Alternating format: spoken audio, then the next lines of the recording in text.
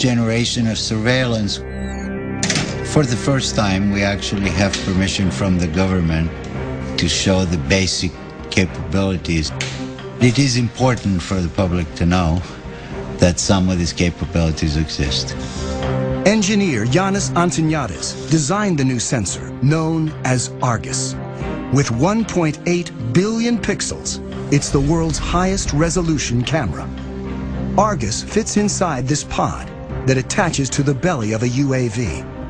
But because much of the work is classified, we can't see the sensor itself. Because we are not allowed to expose some of the pieces that make up the sensors, so you get to look at pretty plastic curtains. Also known as Wide Area Persistent Stare, Argus is the equivalent of having up to 100 predators look at an area the size of a medium-sized city at once. This image was taken 17,500 feet above Quantico, Virginia, and covers 15 square miles. This whole image is at a very, very fine resolution. So if we wanted to know what is going on in any spot along this image, say near this building at this intersection, we can generate a moving image that shows what's going on in the area. Simply by touching the screen, Antoniadis has opened up a window showing a detailed area, while still maintaining the broader context. And everything that is a moving object is being automatically tracked. The color boxes represent that the computer has recognized the moving objects. You can see individuals crossing the street. You can see individuals walking in parking lots. There's actually enough resolution to be able to see the people waving their arms or walking around, what kind of clothes they wear. And you could pick the location of where you produce these images anywhere in the entire field of view. Antoniadis can open up to 65 windows at once and can see objects as small as 6 inches on the ground.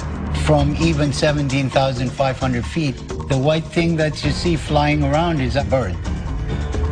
Argus streams live to the ground and also stores everything, 1 million terabytes of video a day, which is the equivalent of 5,000 hours of high-definition footage.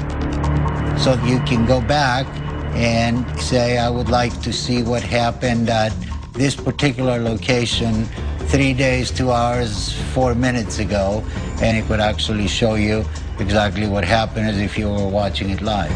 To create the world's highest definition camera, Antoniadis needed to design a new imaging chip.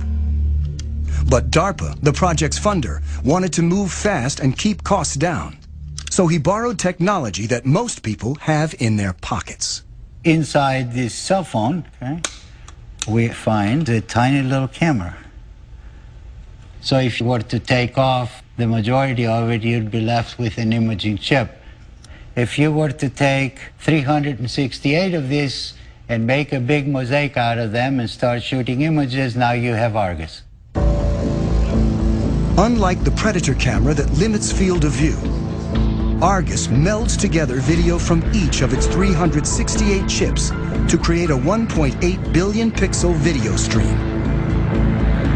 This makes it possible to zoom in and still see tremendous detail. Whether Argus has been deployed in the field is classified. I'm not at liberty to discuss plans of the government, but if we had our choice, we would like Argus to be over the same area 24 hours a day, 7 days a week. That's not very easily achievable with manned platforms. This is where UAVs come in, and they're absolutely the perfect platform.